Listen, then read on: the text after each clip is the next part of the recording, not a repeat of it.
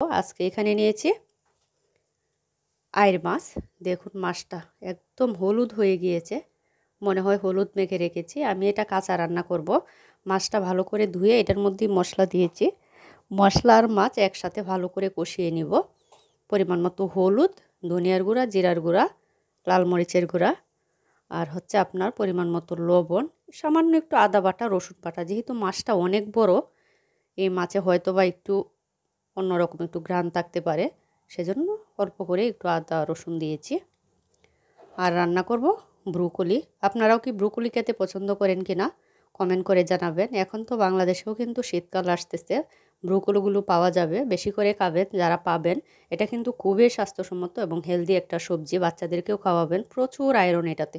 আমি একদম একটু পাতলা পাতলা করে কেটে নিয়েছি। এটা ভাজি করব। আমি ব্রোকলি বেশিরভাগ সময় ভাজিটাই করি, কারণ আমার কাছে ভাজিটা বেশি ভালো লাগে তরকারির চেয়ে। এখন আমি চুলা অন করে রান্না শুরু করে দিব।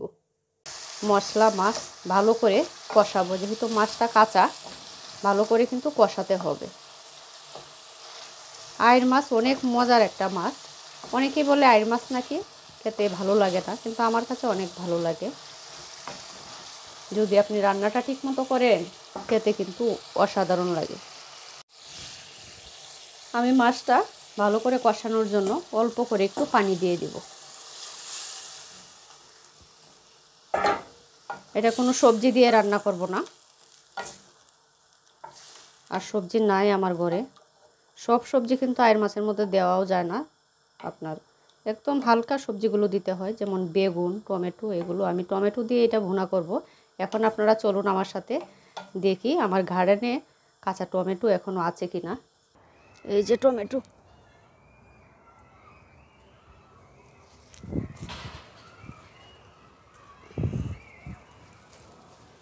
বেশি নিব না, অল্প কয়েকটা নিয়ে যাব। এই গাছেও কিন্তু টমেটো আছে, এই যে।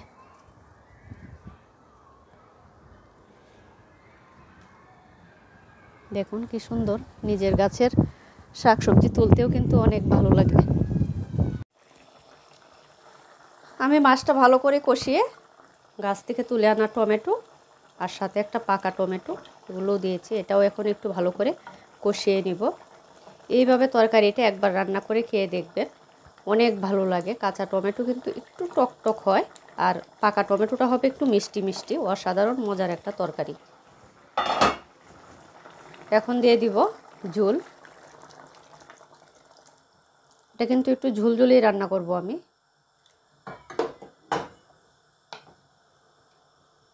খুব সুন্দর একটা ঘ্রাণ বের হয়েছে। তরকারি রান্না শেষের দিকে দেখুন তরকারির অবস্থা, মনে হয় তেল একদমই দেই নাই, এরকম মনে হচ্ছে। এই আইড় মাছের তরকারি রান্না করলে এরকমই হয়, একটু তেল ভাসবে না উপরে। কাঁচামরিচ দেখে আবার কেউ ভয় পাবেন না, কাঁচামরিচগুলোতে বিন্দুমাত্র পরিমাণেও আপনার ঝাল নেই। এখন দিয়ে দিব ধনিয়া পাতা।